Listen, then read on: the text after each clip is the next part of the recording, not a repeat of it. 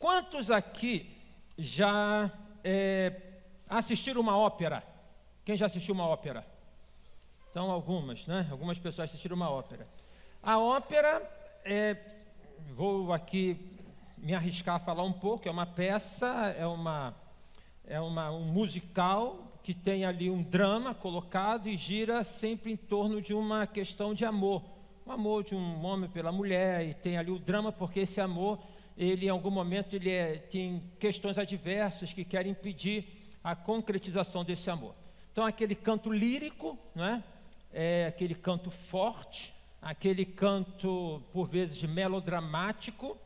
Eu assisti uma vez só e gostei, né? Não entendi o que eles estavam cantando, mas eu gostei, tá? O livro Cântico dos Cânticos, aí eu fiquei pensando, ele pode ser assim concebido como se fosse uma ópera. Por quê?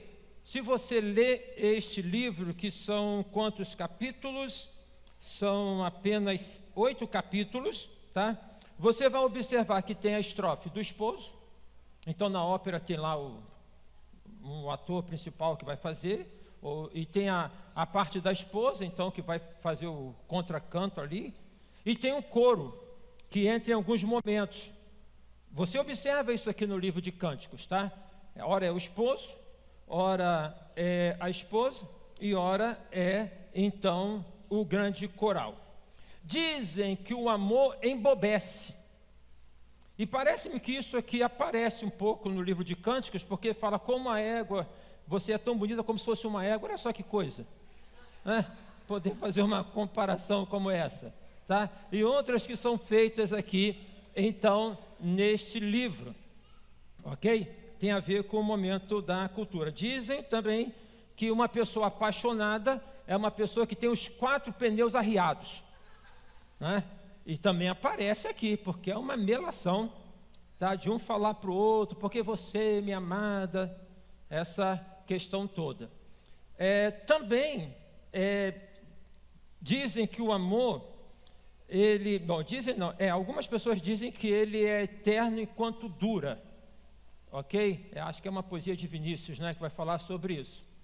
Porque há uma correlação entre o amor e a paixão. Na verdade, o amor, como dom que vem de Deus, ele é algo que é eterno, está dado para cada um de nós, que nós devemos buscar. No amor, ele tem picos da paixão, entendeu? Então, se você tiver, por exemplo, a compreensão de um eletroencefalograma, então vai ver que tem aqueles picos ali. Quando está ritmado, aquele negócio bate, aquela vareta ali corre de maneira estranha, né? Mas tem aqueles picos. Na nossa vida, nós temos então esses picos, que vão nos levar a que possamos ter e sustentar o amor. O amor é este sentimento que serve para a vida, Então, algumas pessoas podem fazer a opção de não amar, preventivamente não amar, por alguns motivos, experiências, preventivamente não amar. Mas quem assim faz, está perdendo, eu diria assim, boa parte da essência da vida. Porque a vida, ela circunscreve, o amor circunscreve a nossa vida nas dimensões que temos na vida. Por exemplo, quando perguntaram ao Senhor Jesus qual o maior mandamento, perguntaram um mandamento, não é? Um mandamento. Jesus deu uma resposta apresentando este mandamento correlacionado com outros 2 que estão implícitos a este. Jesus falou: amarás o Senhor teu Deus de todo o teu coração, de toda a tua alma, de todo o teu entendimento. E amarás o quê? Ao teu próximo como a... Então, olha só como é que essas 3 coisas estão ali correlacionadas. Ou seja, o amor a Deus, ele nos levará e nos leva a amar ao próximo, mas porque esse amor passa também por um amor pessoal. Você tem que se amar, sabia disso? Porque se você não se amar, ninguém vai te tolerar, cara. Você tem que se amar, porque senão fica difícil, tá? Para poder você receber o amor. Vamos ver algumas expressões do livro de Cânticos. Eu trouxe aqui a minha Bíblia, que é de cabeceira, fica toda marcadinha. Olha, está aqui também a leitura da Bíblia, nós estamos fazendo para poder você também fazer. Se não começou, comece agora. Se começou, continua, persevera. Vou ler alguns trechos aqui. Olha só como é que começa. Beija-me com os beijos de sua boca. Lá no Novo Testamento fala que nós devemos saudar os irmãos com ósculo santo. Então esse ósculo santo é aquele beijinho, né, que deve ser dado com critério, com pudor. Não é sair beijando aí. Tem irmão que é beijoqueiro, né? Vai saindo beijando assim, não. Você vai fazer com pudor. Mas aqui é o beijo na boca. Beija-me, então, com os lábios da tua boca. Então, observe que há aqui uma expressão de sensualidade. Ele fala aqui, a comparação, que o amor embobece. Comparo você, minha querida, com as éguas das carruagens do faraó. Senhor, tem misericórdia. Homem assim, estabanado. Às vezes vai fazer uma declaração de amor, ele faz assim umas coisas meio estabanadas, né? Aí a esposa, ela vai... tem uma expressão aqui que fala... ela fala assim, o meu amado é meu, e eu sou dele, e ele apacenta o seu rebanho entre os lírios. Então, o meu amado é meu e eu sou dele. Está falando de quê? De relação de quê? De compromisso, né? De compromisso. Então, quando se está numa relação de amor, há uma relação de compromisso, ok? Um para com o outro. E o amor só pode se estabelecer a partir dessa relação de compromisso. Mas observem bem que aqui também tem uma expressão que a gente, às vezes, traduz assim, está muito bom para ser verdade. Está apaixonado, está lá, tudo, e fala assim, mas isso está muito bom. Então, como eu disse, tem gente que tem resistência. Porque fala assim, no capítulo 3, versículo 5, filhas de Jerusalém, jurem pelas gazelas e pelas corças selvagens, que vocês não acordarão, nem despertarão o amor, até que este o queira. Então tem aqui uma questão como se fosse, deixa isso rolar, deixa acontecer, não venham para cá para poder jogar. É aquela, eu vou aqui fazer essa colocação como que uma pessoa que, por exemplo, ela está apaixonada e conversa com uma outra que teve lá uma decepção amorosa. E aí, essa apaixonada vai falar, não, porque ele é lindo, vai descrever aquela coisa toda, o bicho é feio que dói, mas para quem vê é lindo, né? Ou ela, aquela coisa assim. E aí, a pessoa, ela vai falar, mas você não se iluda, porque casamento vai... Tem gente que tem essa capacidade de jogar água fria, já percebeu isso? Tem um palestrante que ele fala o seguinte, que tem gente que parece que só anda com alfinete na mão, que quando você está soprando aquela bola para encher, vai lá e espeta. Toma cuidado, não deixe que essas pessoas possam ficar espetando para te esvaziar, não. Infla o teu coração da presença de Deus, do amor de Deus, está entendendo? Então, aí tem uma outra expressão aqui, capítulo 4, você é toda linda, minha querida, em você não há defeito. Só quem ama pode falar isso, certo? Só quem ama. E depois de um tempo também já começa a fazer algumas pontuações. Aí diz assim, você roubou meu coração, quer escrever um cartãozinho aí, você roubou meu coração, meu amor, minha noiva, roubou meu coração com um só dos seus olhares, com uma pérola do seu colar, como são agradáveis as suas carícias. Intimidade. Meu amor, minha noiva, o seu amor é melhor do que o vinho, e o aroma do seu perfume é mais suave do que todas as especiarias. Aí depois aparece no capítulo 6, eu sou do meu amado, o meu amado é meu. Aí depois aparece também no capítulo, do capítulo 6, quem é esta que aparece como a alva do dia, bonita como a lua? Vocês viram a lua ontem? Estava linda, né? Linda aquela lua cheia, aquela coisa assim, bonita, tá? Então, quem é essa que aparece como a alva do dia, bonita como a lua, pura como o sol, impressionante como um exército com bandeiras? O cara está apaixonadíssimo, tá? Aí, capítulo 7, como são bonitos os seus pés, nas sandálias, ó filha do príncipe. Então, já, esse negócio de mulher comprar sapato já não é de hoje, de ter coleção, já aparece aqui, tá? Aí vai falar assim, as curvas do teu quadris são como colares trabalhados por mão de artista. contorno do corpo. O seu umbigo é uma taça redonda onde nunca falta bebida. O seu ventre é um monte de trigo cercado de lírios. Não vou ficar aqui comentando isso, né? Os seus seios são como duas crias gêmeas de uma gazela. Como você é linda, como você é atraente, meu amor, com as suas delícias. Esse seu pote é semelhante à palmeira, e os seus seios se parecem como os cachos. Eu disse, vou subir na palmeira e colher os seus frutos. Sejam os seus seios como os cachos de uvas, e o aroma da sua respiração como os das maçãs. Os seus beijos são como o bom vinho.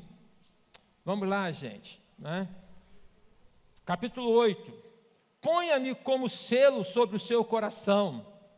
Olha o compromisso. Como selo sobre o seu braço. É o coro que está cantando aqui. Então, é uma coisa para ambos. Porque o amor é tão forte como a morte. E o ciúme... Você é ciumento? É ciumento? O ciúme é tão duro como a sepultura. As suas chamas são chamas de fogo, são labaredas enormes. As muitas águas não poderiam apagar o amor, nem os rios afogá-lo. Ainda que alguém oferecesse todos os bens da sua casa para comprar o amor, receberia em troca o desprezo. Poderia então aqui fazer alguns outros destaques sobre este cântico tão bonito. Cântico dos cânticos, porque aqui aparecem essas estrofes, é um cântico, é uma celebração. Amor é para ser celebrado. E quando nós nos reunimos em congregação, nós cantamos, nós estamos o quê? Celebrando o amor de Deus para conosco. Então, se você ama o Senhor, você abra o seu coração e você louva e você glorifica a Deus com os seus louvores. Se você ama aquela que está com você ou aquele que está com você, você também deve celebrar. E esse celebrar vai aí do modo de você poder celebrar, de poder falar, de poder expressar. Amor é um sentimento a ser expressado, é um sentimento a ser compartilhado. Cântico dos Cânticos dizem que alguns, na maioria, pelo que eu li, falam que ele é atribuído a Salomão. Inclusive lá no capítulo 1 ele fala Cântico dos Cânticos de Salomão.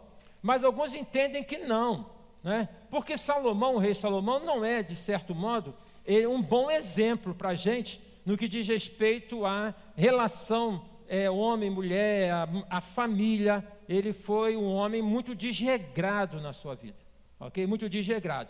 Agora observem bem este fato. Para aquelas pessoas e para nós, quando nós compreendemos que a Bíblia fala algumas coisas e omite outras. Porque a mesma Bíblia que tem aqui este livro Cântico dos Cânticos, que fala desta celebração de amor, e se foi Salomão que escreveu realmente este livro, e muitos entendem desta maneira, é Salomão apaixonado por uma mulher chamada Sulamita. E alguns entendem que a Sulamita, de acordo com 1 Reis capítulo 3, era filha do faraó com quem Salomão se casou. Observe que ela fala de pele morena, queimada do sol, fala de calor, fala então de coisas que são aspectos da cultura egípcia. Então, naquele momento, podemos dizer que Salomão estava ali realmente apaixonado. Mas depois ele vai desgringolar na vida dele, dentro de práticas que não são práticas boas, não é? Boas. Desta maneira, então, a mesma Bíblia que vai falar sobre este poema de amor, ela também vai deixar na cena aquilo que foram os equívocos do amor. A gente tem que ler a Bíblia de maneira muito, muito clara, porque ela não vai omitir, então, digamos assim, as safadezas, se podemos falar dessa maneira, de Salomão. Ela não omitiu o pecado de Davi. Essas coisas não estão omitidas na Bíblia. Ela fala, ela apresenta. Ela coloca algumas situações de uma maneira assim que é até chocante, como por exemplo no livro de Juízes tem uma história lá de uma mulher que é abusada durante toda a noite e que depois então ela desfalece, passou toda a noite sendo violentada, abusada, desfalece. O esposo dela esquarteja o corpo, manda um pedaço para cada tribo para poder fazer com que então houvesse uma aproximação. Eu já preguei uma mensagem desse texto falando o seguinte: não espere que uma desgraça possa aproximar vocês, porque às vezes a gente não valoriza A relação, seja esposo, esposa, pais e filhos, filhos e pais, irmão com irmão, amigos, a gente não valoriza. Até que veio uma desgraça, e aí a gente fala assim, mas amanhã eu estou indo para Rio Bonito, vou falar no congresso de pastores, peço que os irmãos estejam me ajudando em oração, porque falar para pastor é bom, mas não é fácil. É o maior congresso que tem de pastores no Brasil, vou falar sobre saúde emocional, vou falar sobre saúde mental. Então eu me preparei, e eu li um livro em que o autor falava o seguinte: o hospital é um lugar cheio de gente arrependida. O hospital é um lugar cheio de gente arrependida. Eu deveria ter caminhado, eu deveria ter colocado a faca na garganta para comer menos gordura, eu deveria ter praticado exercício, eu deveria ter feito isso, eu deveria ter feito aquilo. Então, é necessário que alguma coisa aconteça para que você possa começar a fazer o que é correto? É necessário que aconteça algum tipo de desgraça para que você possa valorizar quem está perto de você? Claro que não é necessário. Então a Bíblia ela vai discorrer sobre essas questões, ela não vai tampar, ela não vai mascarar. Como nós hoje temos uma tendência de mascarar, nós temos uma tendência de espiritualizar como se nós fôssemos seres extraterrestres, não sexuados.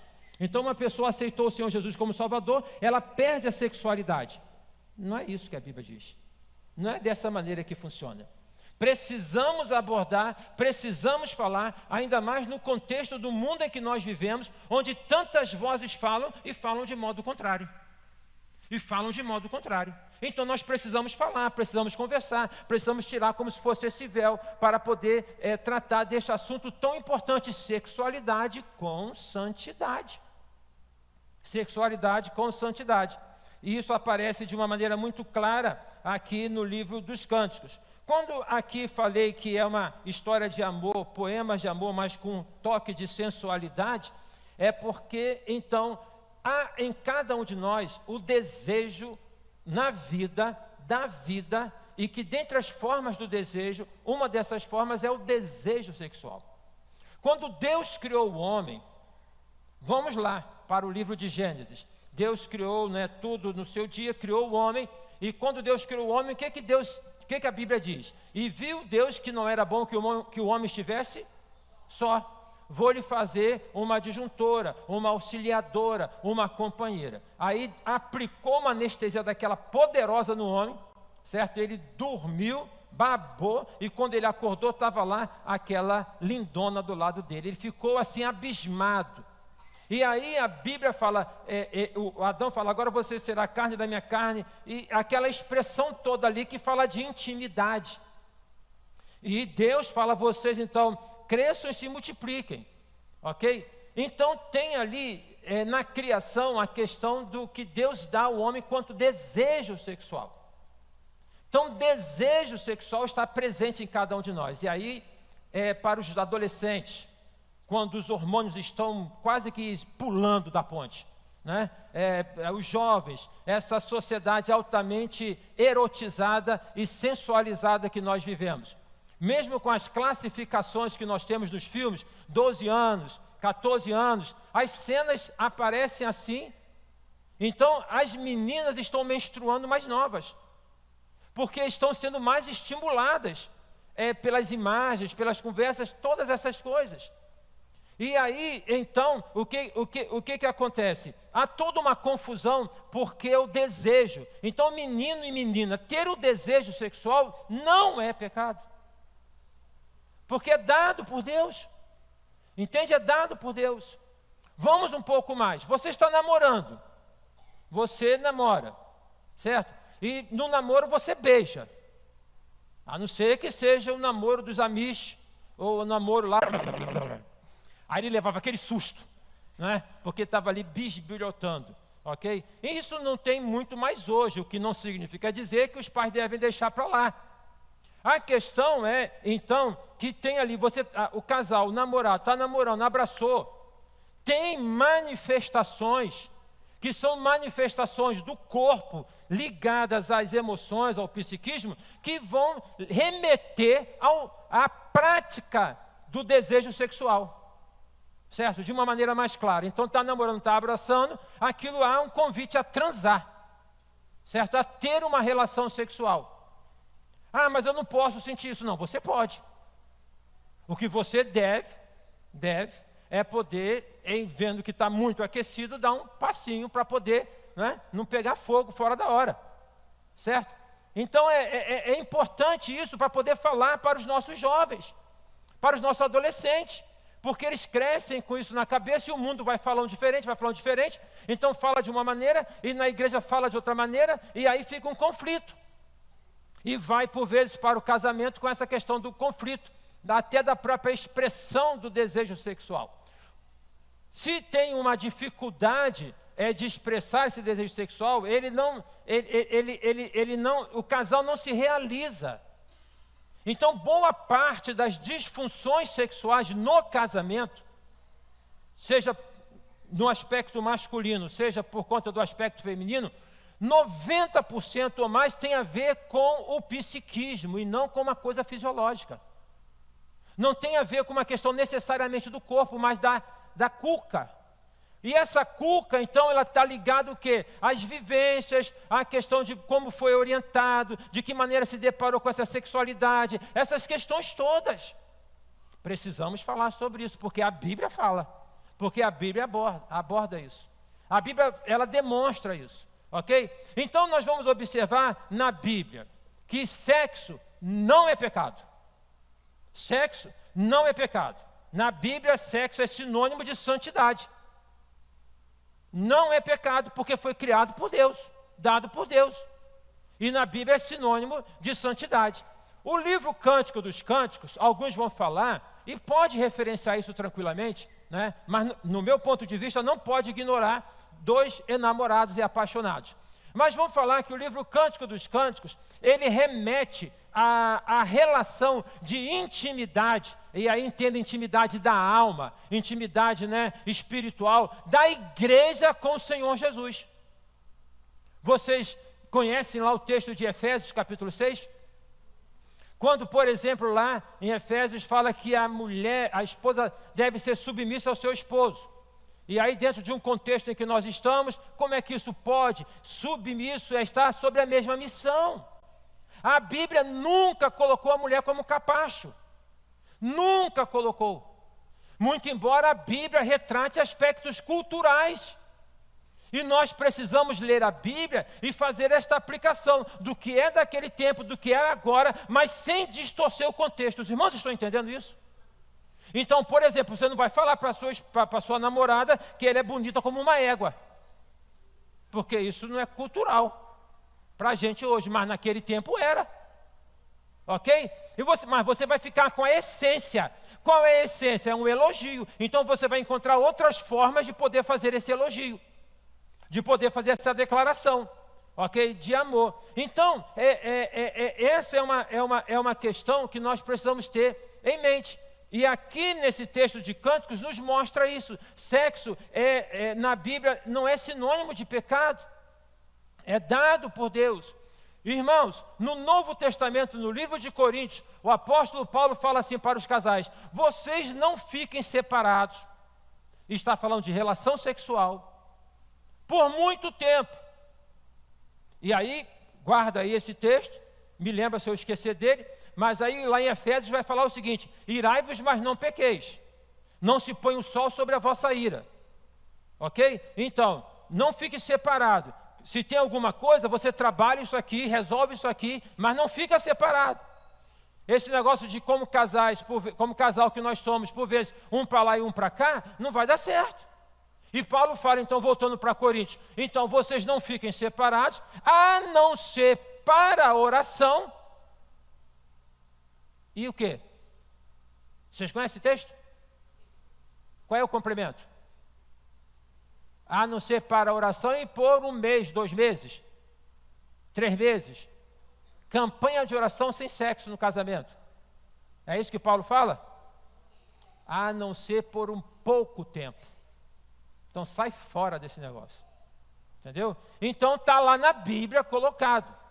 Agora, se não há uma harmonia no casal, se não há uma harmonia na pessoa, que aí eu vou então repetir isso. as construções que nós recebemos, a vivência, toda a vivência traumática, se não há, no casamento tem e pode existir uma certa dificuldade. E aí, no casamento, eu estou aqui fazendo um exercício enorme de poder falar sobre um assunto geral, abrangendo casais, abrangendo jovens, vou para lá e vou para cá, que Deus me dê graça de poder alcançar o seu coração, tá? Então, quando essas coisas acontecem, você como esposa, precisa ter sabedoria para ajudar o seu esposo, e você como esposo também, porque acontece, pode acontecer, tem que ter sabedoria para poder, resolver, para poder.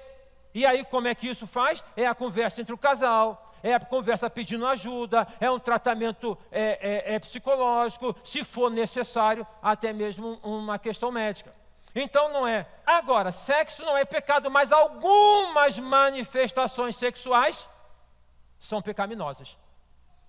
Entendeu? Não é, mas algumas manifestações, elas são pecaminosas. Por exemplo, vamos lá no livro de Gálatas.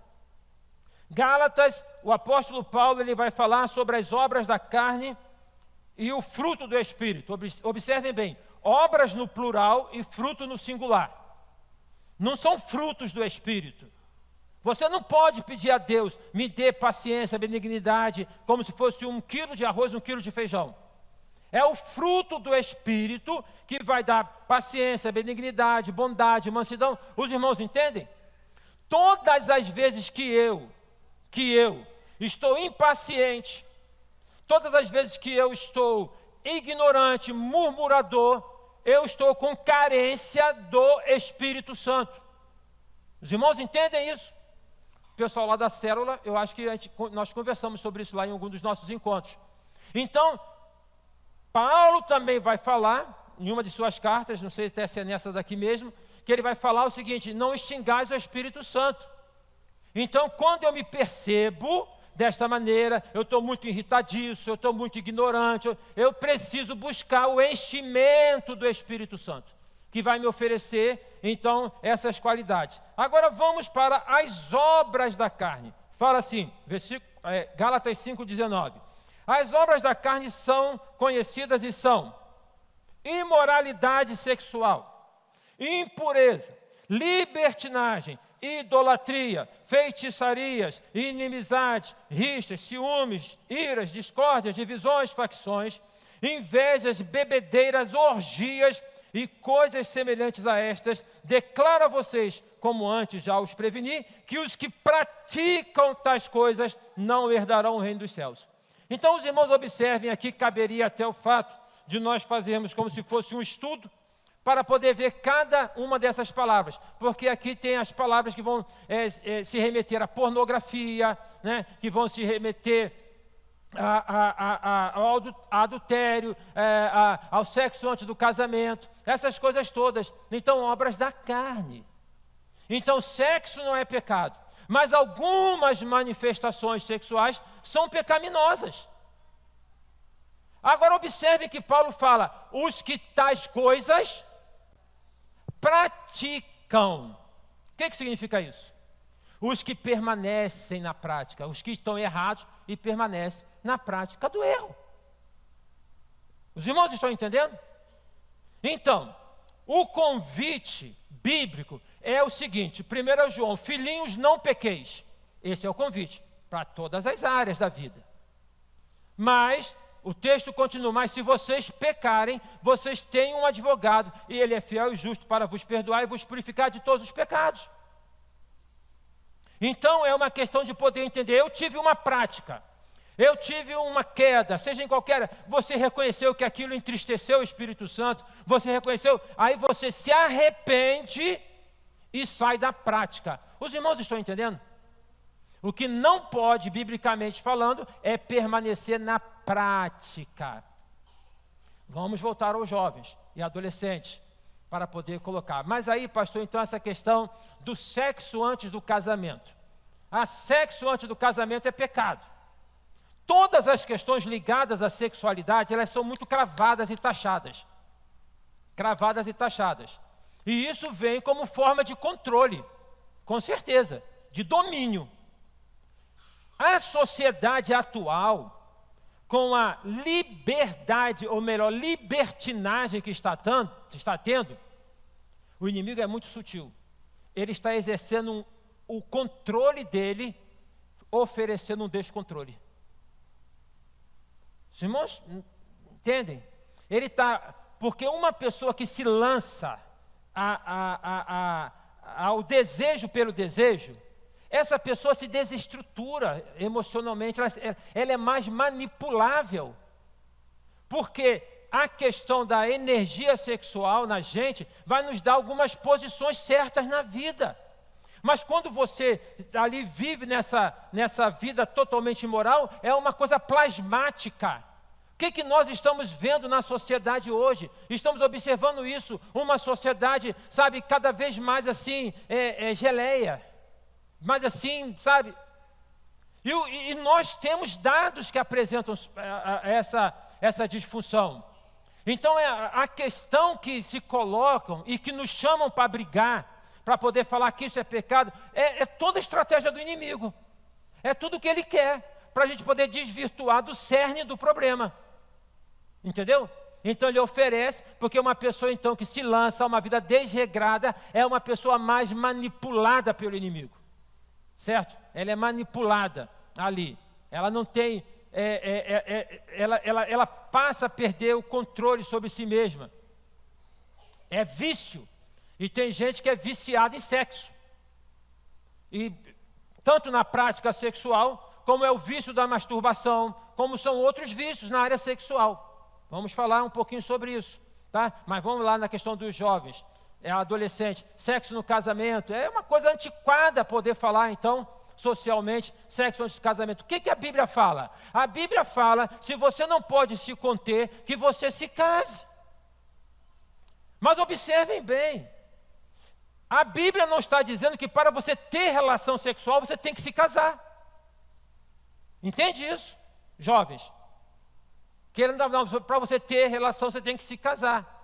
Por que então há essa orientação na Bíblia? Porque a Bíblia nos coloca, e Deus que nos conhece por dentro e por fora, Ele sabe que há em nós todo um processo de amadurecimento, de maturação, de responsabilidade, para que nós possamos então ter uma construção onde esta expressão de sexualidade, ela seja aceitável. Entendem? Não é uma questão só de transar é pecado. É porque isso tem toda uma construção em que esta expressão, como está aqui no livro de Cânticos, essa expressão da sexualidade pode e deve aparecer. Ok? Então você entenda isso, como jovem, como adolescente. Peça a Deus essa graça. Compreenda que tem a sexualidade, que tem um desejo sexual, e aí você peça a Deus essa graça. Deus vai orientar você. Daqui também eu vou falar, espero poder contemplar viúvos, viúvas, solteiros, como é que esse pessoal pode lidar com a sexualidade. Então a questão, a gente vai assim rotular, como assim, pornografia é pecado, isso é pecado, tudo bem, é pecado mesmo, mas por que isso acontece? Por que essas coisas acontecem? Elas não acontecem somente da prática pela prática. Então vamos entender que uma das formas que nós temos na vida de satisfação, de alívio de tensão, é a expressão da sexualidade. E aí eu quero chamar a tua atenção para um aspecto muito importante.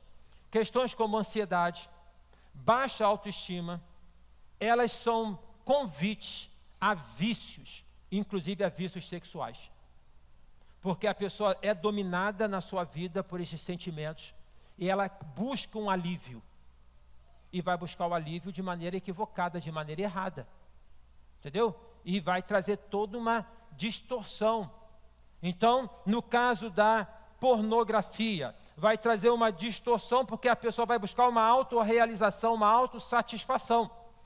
Eu li há muitos anos atrás um livro que foi escrito por um padre chamado Namoro, Noivado e Virgindade, em que ele colocava ali o seguinte, que a questão da relação ou da administração do desejo sexual antes do casamento é importante, porque senão uma pessoa pode, ela vai saber ter, mas ela não vai saber amar. Então a esposa ou esposo, então não será uma pessoa a ser amada, mas um objeto a ser usado. E é problema, alguns aqui que se converteram há mais tempo, que tiveram uma vida antes de converter a Cristo de maneira mais desregrada, talvez vão me compreender, porque talvez você passe por isso, por uma certa dificuldade de poder lidar, porque aprendeu a possuir, mas não aprendeu a amar. Amar é doação, amar é via de mão dupla. Então aí quando fala das carícias, está entrando neste aspecto, nesta vertente, ok? O livro dos Cânticos então mostra que sexo não é pecado, mas também a Bíblia como um todo vai nos mostrar que algumas expressões sexuais, elas são pecaminosas. Pecaminosas. E nós estamos vivendo num tempo de debate muito pesado na questão do homossexualismo, por exemplo. Biblicamente falando, respeitando quem pensa o contrário, é uma relação fora do propósito de Deus. Fora do propósito de Deus. Está na Bíblia. Agora, biblicamente falando, também não é uma coisa de agora.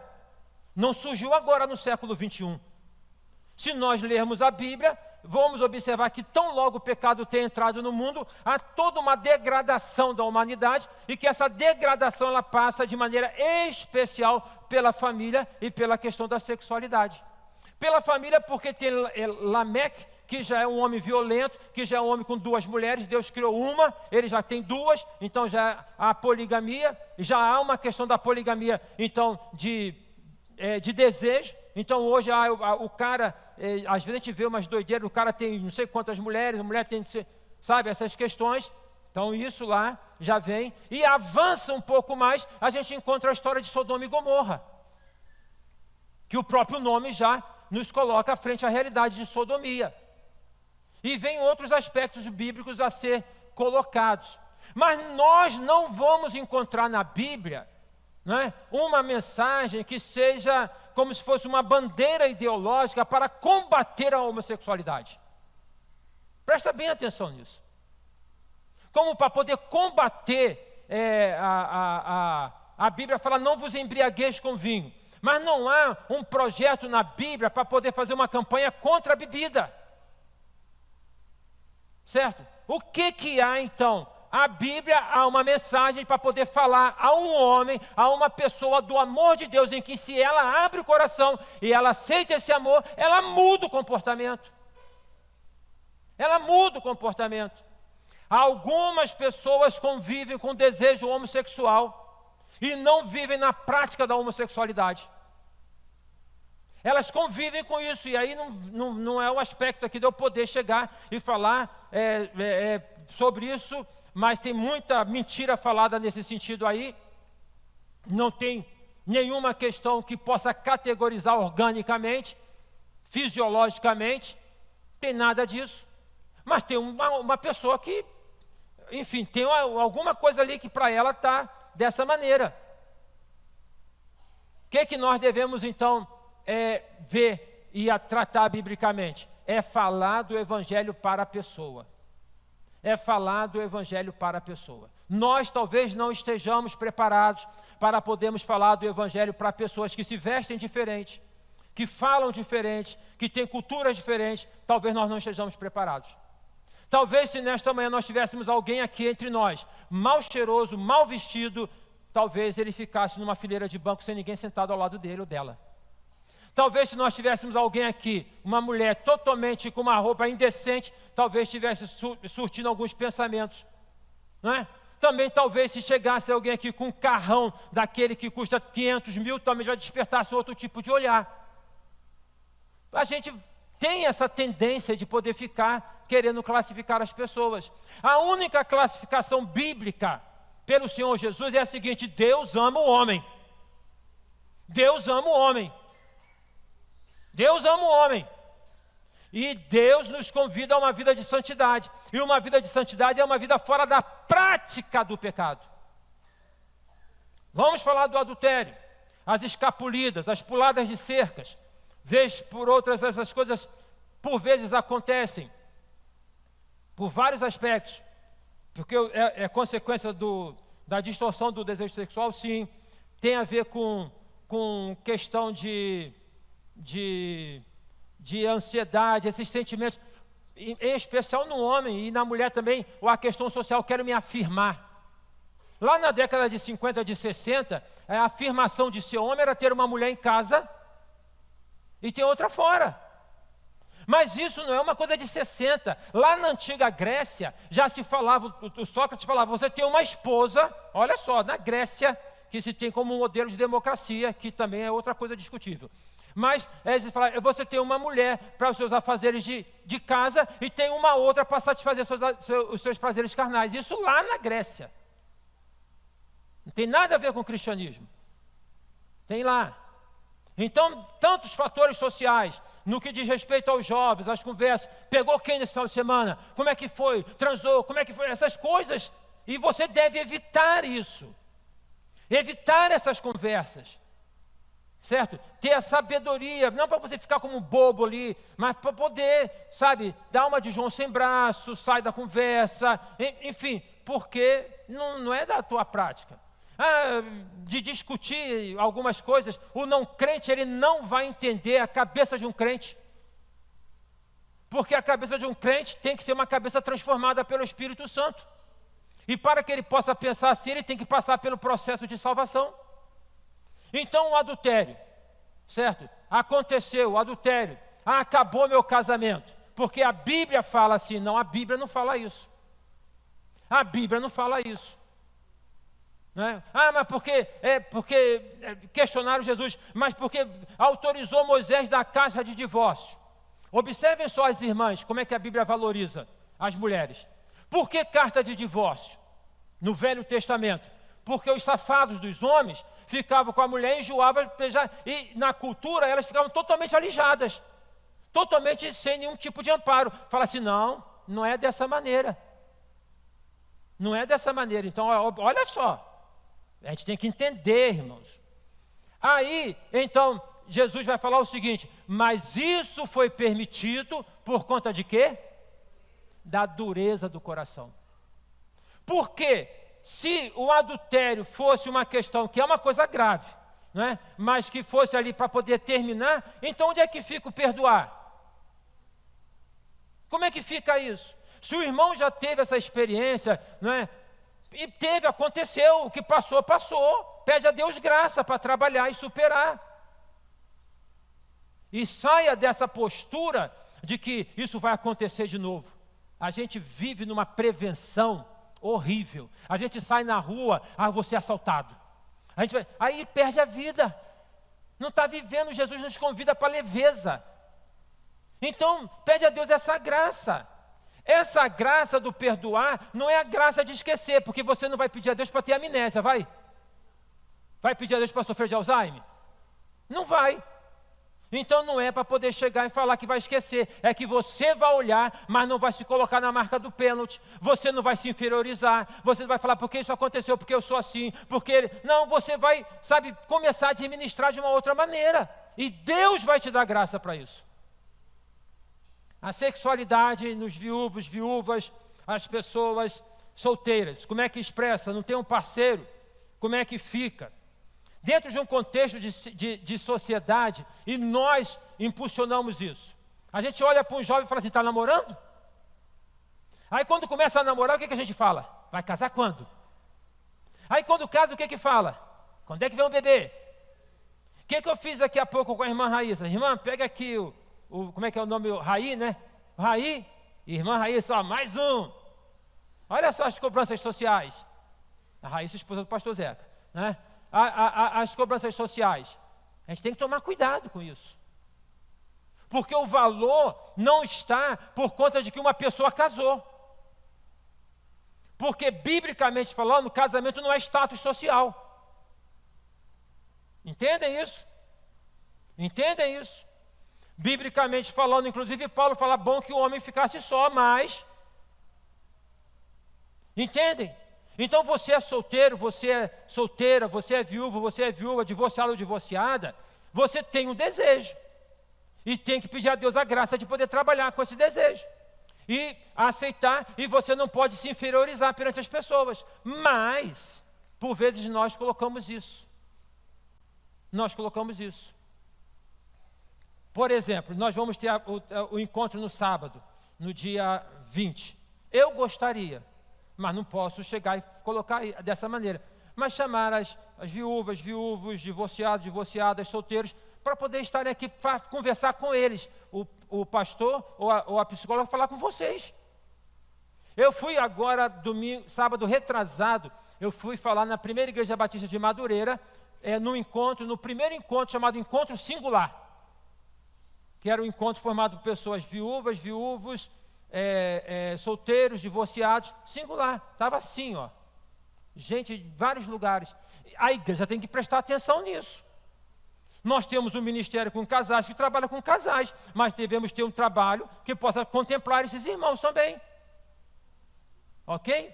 Porque também tem uma família, possui uma família, são pessoas e tem lá a sua sexualidade. Então, primeiro, não é status social. Outra coisa também, biblicamente falando,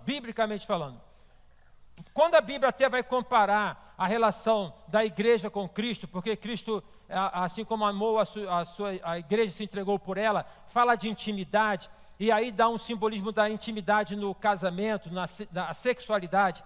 No Velho Testamento, a palavra para sexualidade é "e conheceu". E Abraão conheceu. E o que conheceu? Porque essa palavra conhecer, ela tem a ver com aproximação de intimidade. Ponha na cabeça, sexo é intimidade.